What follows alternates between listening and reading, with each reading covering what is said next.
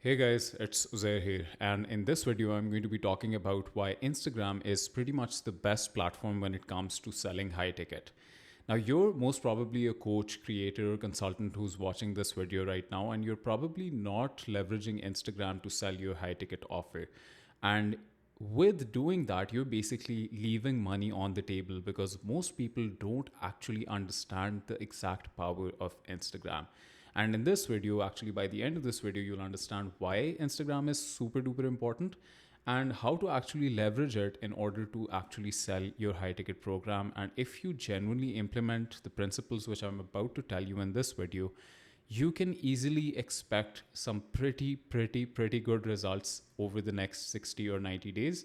Now, before I actually get started with this video, you know how when you first start with paid ads, there is this initial surge of a lot of calls booked in your calendar, and as a result, you see a huge surge with your high ticket sales.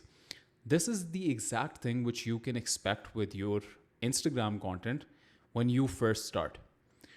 Because if you actually implement these principles, which I'm about to tell you, and this video is not too hyper prepared, I just have some points written down on my notepad here, and I'm going to be telling you about how to exactly execute them. And the question is that who am I to even tell you how to grow your Instagram, right? So this video is going to go out with absolutely no editing, but I was able to grow an audience of 300,000 plus followers on Instagram. And this was all within a year or so. I was probably the fastest growing Instagram educational channel in my country. I also grew 80,000 YouTube subscribers in a span of like 6 months or so. And I'm pretty qualified to tell you about these things because I've pretty much mastered the traffic part, to be honest. And I know exactly how to polarize people. I know exactly how to get people emotionally invested in you. And I know exactly how to communicate to your ideal customer seamlessly with short form videos.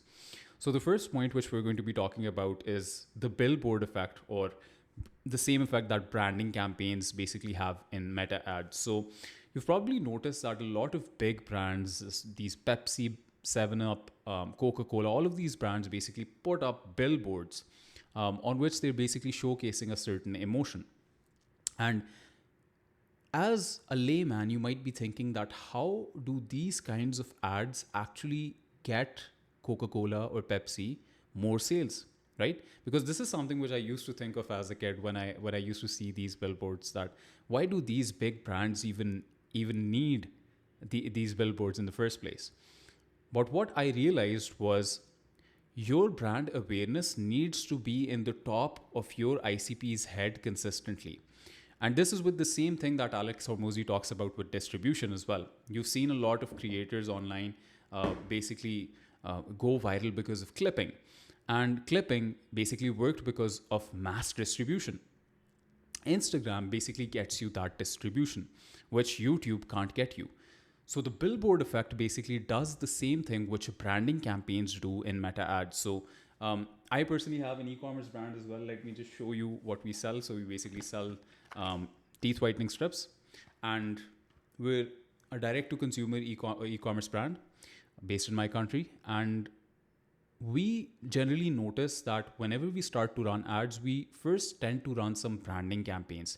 And these branding campaigns are to generally build up brand awareness in our ICP's mind before we actually get to actually selling them. So for the first 1 week, for the first 2 weeks, we'll basically focus more on branding campaigns and eventually go towards hard sells, go towards retargeting ads, go towards scaling campaigns, so on and so forth. So when you're only creating content on YouTube, what you have to understand is that you also need advertising for your YouTube channel as well. And your Instagram videos basically act as advertising for your YouTube channel. So if you're someone who's not really gaining a lot of YouTube views right now, for example, I'm not gaining a lot of YouTube views on this channel right now, and this was more of a little bit of a hobby thing, to be honest. And I mostly tend to focus more on my main channels, which I just showed you using my phone as well.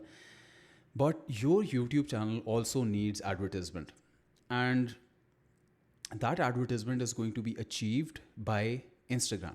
When you leverage Instagram and people build up brand awareness in their mind with your face, how you look, what your personal brand is. So, as an example, like I just hopped off of one of William Brown's calls, and he was wearing a white t-shirt and a gold watch, and that's what he always wears. And same with Andrew Tate with his sunglasses and with his Bugatti.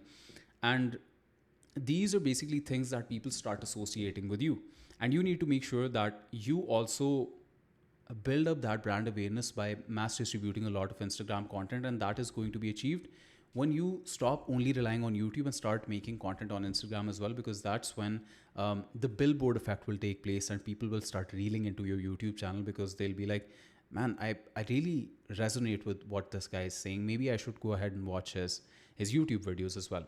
So that's why Instagram is so important, because it's much easier to get into your ICP's head, and eventually reel them into your YouTube channel.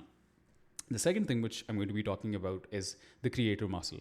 Now, when I first started creating content, I remember that whenever I used to record a reel, which was probably 60-90 seconds long, it used to take me 25 to 30 minutes of raw footage to actually get through the whole script. It was so difficult for me to actually stare in front of an inanimate object and illustrate my thoughts effectively. It's the same with YouTube as well. And to this day, to be honest, I don't really like recording. And that's what the creator muscle is. I feel like the more you start recording videos, the better it is, and the more easier it is for you to deliver content in front of a camera, for you to deliver your videos in front of a camera. And when you're creating YouTube videos, because of the time constraints and because of the fact that you're supposed to make YouTube videos long, like longer than 10 minutes, 15 minutes, you don't really get in too many reps. Because me personally, on my YouTube channel, I post 2 videos per week, and on my Instagram channel, I'm probably posting like twice a day or maybe once a day. And when I first started, in the start, I used to post every single day, and because of that, there was this creator muscle which was building up and which was helping me to become more eloquent in front of camera. And to be honest, you need to build up the creator muscle, because the faster that you can actually create it, the faster you can use that creator muscle to create more YouTube videos as well, which is going to increase the efficiency and the output of your YouTube videos as well. And when you only do YouTube, you can't really build your creator muscle up too fast. But on the contrary, when you're recording content every day for Instagram, your creator muscle just builds up quite a lot faster. The third thing which we're going to be talking about is analysis. Now, you have to understand that practice alone doesn't make perfect. Practice makes perfect is a completely flawed term. Practice and analysis makes perfect.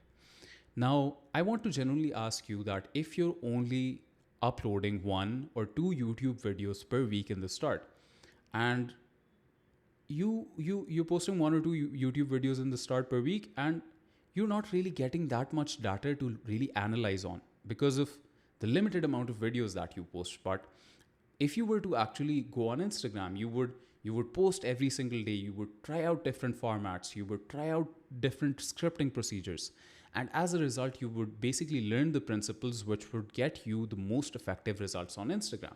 When you use those, or when you acquire those principles, you'll be able to seamlessly integrate those principles into your YouTube channel and get your YouTube channel to grow a lot faster as well. So this is why it's so important for you to actually not just practice at the wrong thing, but actually give yourself room for analysis as well. And when you're posting content every single day on Instagram, at the end of the week, when you've posted 7 videos, you know exactly which one worked the best, and you know exactly which one to double down on. And when you keep doing this practice over and over again for an extended period of time, that is going to build up some principles in your mind, and those principles are going to be used by you on your YouTube channel, on your Instagram channel, and as a result, you're going to get amazing results on both. And by the way, if you need my help with Instagram, you can click the link down in the description to work with me. Okay, so the fourth point which I'm going to be talking about is that for YouTubers who are not really using Instagram right now, Instagram can basically act like paid ads. So paid ads are pretty much the best, honestly, the best way to acquire customers, okay? You cannot debate with me on that, because you cannot beat paid ads when it comes to output. Organics generally has a little bit of a ceiling, but if you want to like genuinely scale past your revenue ceiling, you will have to leverage paid ads. For YouTubers who are not really using Instagram right now, Instagram can act as paid ads. The reason for that is maybe your content on YouTube is amazing, but maybe it just hasn't popped in front of the right people yet, because maybe your titles weren't good, maybe your thumbnails weren't good, maybe your content was going towards the wrong ICP. When you start creating content on Instagram, the same content, and you start packaging it in a way where it is structured according to PAS: problem, agitate, solve, and you use those principles to basically start gaining some engagement on Instagram, you can eventually reel those people into your YouTube videos. And as a result, which brings me to my fifth point, you can buy commitment with time. So, for someone to sit down and watch your YouTube video, there needs to be a little bit of a commitment, a time commitment, because a YouTube video is probably going to be like 25 minutes long, 20 minutes long, and that's a time commitment, that's a time investment.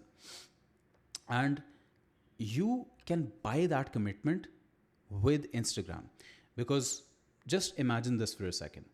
You post 5 videos, 6 videos, 7 videos on Instagram, one of them ends up getting maybe 70,000, 80,000, 100,000 views.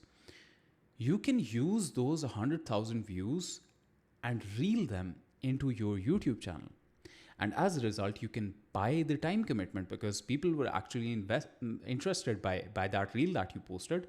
And that's going to get them to be interested enough to take the action of sitting down and committing with their time to watch your YouTube video in full. You understand?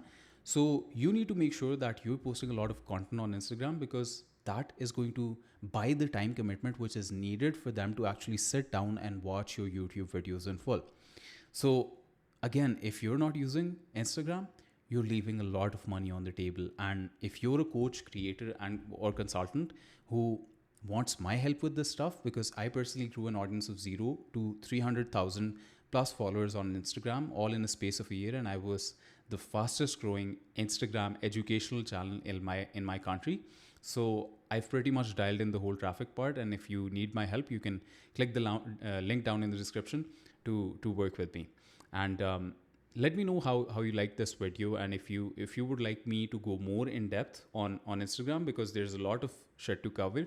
And yeah, I hope you like this video, and I'll be back in front of you for the next. And yeah, have a good day.